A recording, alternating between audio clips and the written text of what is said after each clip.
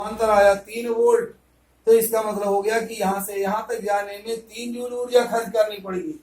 जो जितनी ऊर्जा यहाँ खर्च करनी पड़ेगी उतनी ही यहाँ पर नहीं खर्च करनी पड़ेगी, क्योंकि इनके प्रतिरोध भिन्न भिन्न है। जैसे ये एक सड़क है, ज्यादा पिच रोड है और इसमें गड्ढा है, रोड़ा है, तो इसमें ज्यादा ऊर्जा आपकी लगेगी। तो इस तरह से हम कहते हैं कि प्रतिरोध अगर भिन्न भिन्न है, प्रतिरोध माने रुकावट, सड़क पर रुकावट अगर है ज्यादा तो वहां ज्यादा डीजल लगेगा। वही मोटरसाइकिल है लेकिन यहाँ पर प्रतिरोध ज्यादा है तो ज्यादा रुकावट होगी।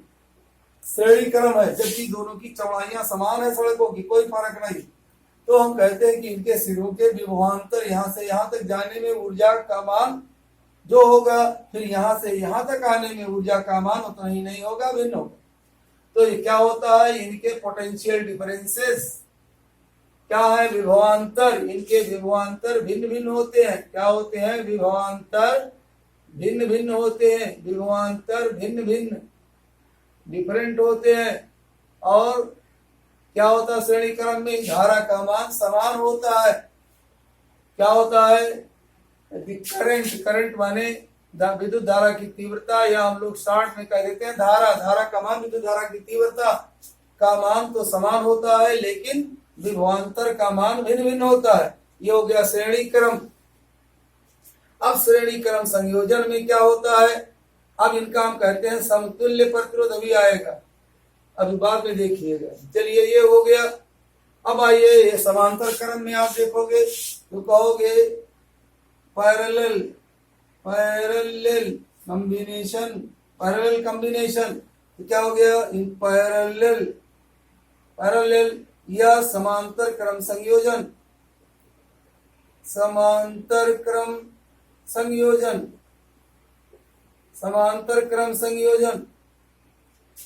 ऐसा संयोजन समांतर क्रम संयोजन कहलाता है। ऐसा संयोजन समांतर क्रम संयोजन कहलाता है। The that combination is called parallel। समांतर क्रम संयोजन कहलाता है। संयोजन कहलाता है जिसमें प्रत्येक प्रतिरोध के, प्रत्येक चालक के विभवांतर समान होते हैं। विभवांतर समान, परंतु धाराएं भिन्न भिन्न होती हैं। परंतु धाराएं भिन्न भिन्न होती हैं। Such a combination is called parallel, in which every conductor bears same potential difference but have different currents। इसमें करंट की मात्रा भिन्न भिन्न है लेकिन पोटेंशियल डिफरेंस समान है। कैसे समान है देखिए, इसका आपको देखिए, इसका पोटेंशियल डिफरेंस नापना है तो इससे आप क्या करोगे, एक वोल्ट मीटर जोड़ोगे, यह है वोल्ट मीटर बिंदु ए और बी के बीच में। तो यह विभवांतर, इस तरफ का भी विभवांतर उतना ही वोल्ट मीटर, और यहाँ से यहाँ तक का भी विभवांतर वोल्ट मीटर उतना ही पड़ेगा। कैसे पड़ेगा, कैसे इसको समझोगे, इसके लिए मिसाल इस तरह से समझिए कि जैसे मान लीजिए ये है इलाहाबाद, ये एक बिंदु क्या है, ये है इलाहाबाद, ये है बनारस या वाराणसी है, ये है वाराणसी, ये है इलाहाबाद। इलाहाबाद से वाराणसी आपको जाना है तो आप मान लीजिए एक रास्ता ये इधर से घूमता हुआ है, यहाँ बस से आ गया। एक रास्ता ये है, एक रास्ता इसे डायरेक्ट ये है। दो रास्ते हो गए इलाहाबाद से वाराणसी जाने के लिए। इलाहाबाद से वाराणसी जाने के दो रास्ते हैं, एक रास्ता ऐसे सीधा है, दूसरा रास्ता इधर से घूम करके आना। हम कहते हैं कि ए से बी तक, ए और बी के बीच का विभवांतर समान है, विभवांतर समान है, माने ए से बी तक एक कूलम आवेश के जाने में समान ऊर्जा व्यय हो रही है। लेकिन आप देख रहे हो कि नहीं, कहाँ समान ऊर्जा व्यय हो रही है। यहाँ से जब आएगा आदमी तो ज्यादा ऊर्जा व्यय होगी, यहाँ सीधे जाएगा कम होगी। लेकिन विद्युत धारा में या इसमें हम लोग क्या देखते हैं, विज्ञान में देखिए, ये कहा जाता है ए से बी तक, इलाहाबाद से वाराणसी तक जाने का कार्य कितना हुआ, एक कार्य हुआ इलाहाबाद से वाराणसी जाने का। चाहे आप इस रास्ते से जाओ, चाहे इस रास्ते से जाओ, चाहे पूरी दुनिया घूम करके यहाँ के पहुंचो, चाहे यहाँ इलाहाबाद से अमेरिका जाओ, इंग्लैंड जाओ, जर्मनी, पूरी दुनिया घूम करके पहुंचो फिर वाराणसी, तो कहेंगे वो तो नहीं काम हुआ। इलाहाबाद से वाराणसी पहुंचना, आपने मिसाल के तौर पर हाई स्कूल का इम्तिहान दिया, हाई स्कूल का इम्तिहान दिया आपने, 85% नंबर प्राप्त किया।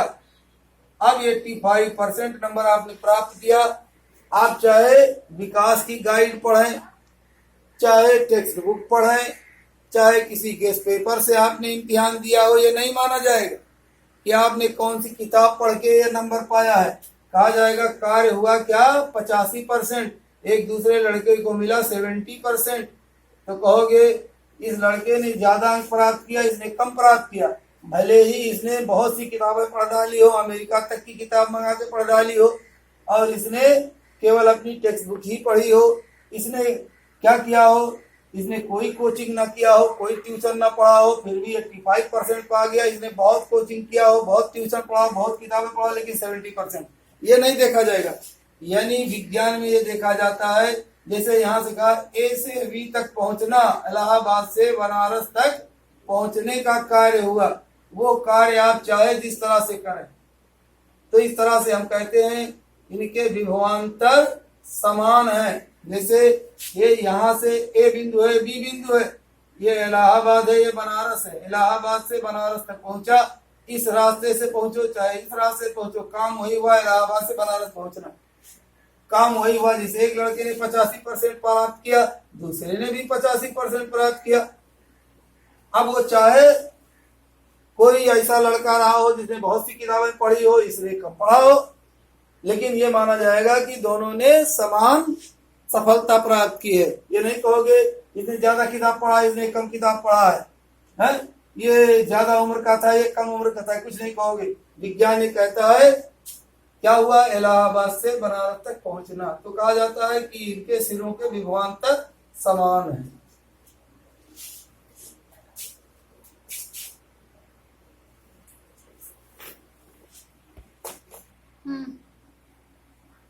हाँ, अब एक चीज और हम देखें, ये श्रेणी क्रम संयोजन है, ये समांतर क्रम संयोजन है, पैरेलल, ये सीरीज है, ये पैरेलल है। अब एक चीज और देखते हैं हम, ये दो प्रतिरोध श्रेणी क्रम में जुड़े हुए हैं, क्या एक सेल है, दो जुड़े हुए हैं, तो हम कहते हैं एक टर्म आता है क्या, समतुल्य प्रतिरोध, इक्विवेलेंट रेजिस्टेंस। इक्विवेलेंट रेजिस्टेंस क्या होता है, या समतुल्य प्रतिरोध, समतुल्य प्रतिरोध, समतुल्य प्रतिरोध, इक्विवेलेंट रेजिस्टेंस, इक्विवेलेंट रेजिस्टेंस, समतुल्य प्रतिरोध।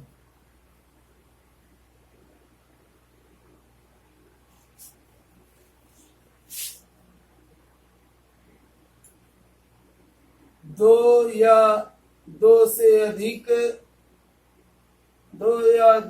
अधिक प्रतिरोधों, दो या दो से अधिक प्रतिरोधों के स्थान पर केवल एक ऐसा प्रतिरोध, केवल एक ही ऐसा प्रतिरोध लगाना, ऐसा प्रतिरोध लगाना, एक ऐसा प्रतिरोध लगाना जिससे संपूर्ण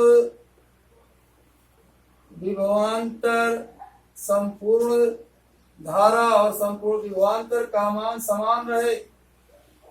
संपूर्ण विभवांतर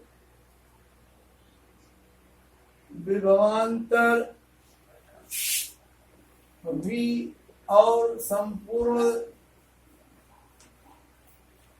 संपूर्ण धारा का मान समान रहे, अपरिवर्तित रहे, समान रहे, तो उस एक प्रतिरोध को रेजिस्टर को उस एक प्रतिरोध को दोनों प्रतिरोधों का, दो या दो से अधिक प्रतिरोधों का समतुल्य प्रतिरोध कहा जाता है। समतुल्य प्रतिरोध कहा जाता है।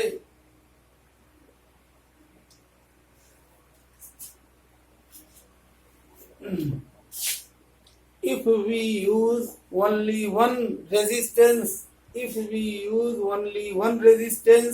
in place of two or more resistances in such a way that the total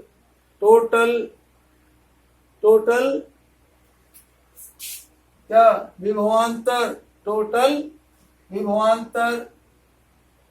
और टोटल करंट समान रहे, अपरिवर्तित रहे। Potential difference, total potential difference and total current अपरिवर्तित रहे, अनचेंज्ड रहे, then we called that resistance that a new resistance is equivalent resistance। जैसे मिसाल के तौर पर समझिए, ये एक सेल है, इस सेल से दो प्रतिरोध जुड़े हुए हैं, R1 ओम और R2 ओम के। ये A बिंदु है, B बिंदु है, इस तरह से I एम्पियर की धारा बह रही है। अब अगर हम क्या करते हैं, ध्यान दीजिए, ये सेल अपनी जगह पर है, ये प्लस है माइनस है। अब हमने क्या कर दिया, दोनों में ये किया, इस दो के बाद दो बल्ब है, एक 60 वाट वाला है और एक 100 वाट का है। 60 वाट और 100 वाट के दो बल्ब है।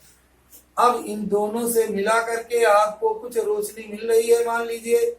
अब आपने इन दोनों के जगह पर केवल एक ही प्रतिरोध इस्तेमाल किया, एक ही बल्ब आपने जलाया और वो तो नहीं रोशनी मिली जितना दोनों को मिला करके मिलती थी। तो आप कहोगे ये R ओम का प्रतिरोध आपने लगाया, जो R1 और R2 दोनों के स्थान पर दोनों से मिलाकर उतना ही रोशनी देता है। तो हम कहते हैं कि यह R क्या है, R1 और R2 का समतुल्य प्रतिरोध है, ये श्रेणी क्रम है। अब देख रहे हो, इसके सिरों का विभवांतर क्या होगा, टोटल ये बैटरी का जो सेल का विभवांतर है वही इसका भी हो जाएगा। इसमें टोटल धारा जो I का मान था वो I भी रह गया, इसमें I एम्पियर की धारा I एम्पियर की धारा इधर से इधर चली गई, फिर यहाँ आ गई। अब इसके सिरों का कुल विभवांतर कितना हो गया, ये कुल विभवांतर है V वोल्ट। यहाँ पर आप कुल विभवांतर है, यहाँ से यहाँ तक का नापोगे, ये कुल विभवांतर था V वोल्ट। ध्यान से देखिए, ये एक सेल है, सेल का अपना विद्युत वाहक बल है, मान लीजिए 1.5 वोल्ट है। अब इससे आकर के यहाँ देख लो, दो प्रतिरोध है, एक बल्ब ये है, दूसरा बल्ब ये है, इन दोनों का मिला करके कुल विभवांतर है V वोल्ट।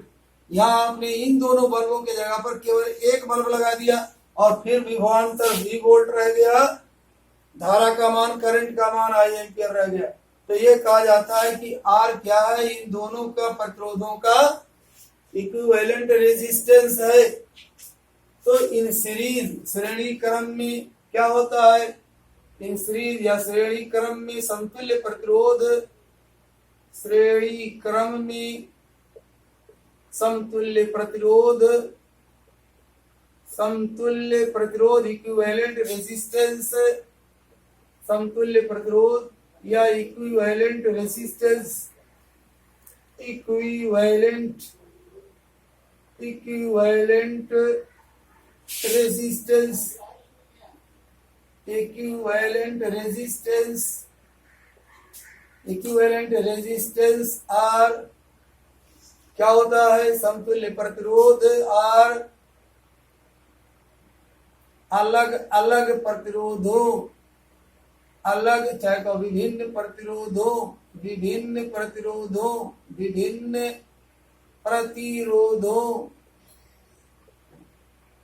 डिफरेंट रेजिस्टेंसेस, विभिन्न प्रतिरोधों का योग होता है, का क्या होता है, योग होता है, का योग होता है, अर्थात R is equal to R1 plus R2। But इसमें देखिए ये सरलीकरण रहा, इसमें ये हो गया, ये R बराबर हो जाएगा कितने के, R is equal to R1 plus R2। अब आइए समांतर क्रम संयोजन में, but in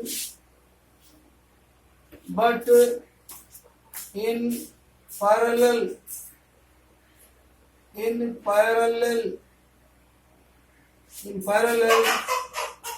the equivalent resistance, the reciprocal of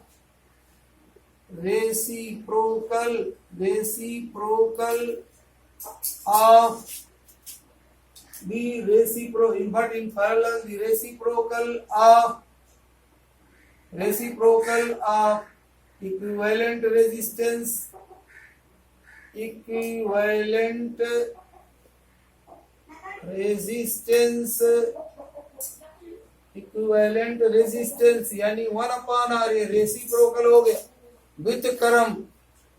व्युत्क्रम reciprocal is the sum of the reciprocal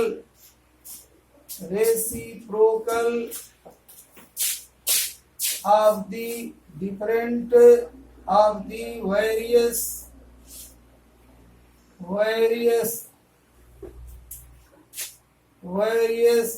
resistances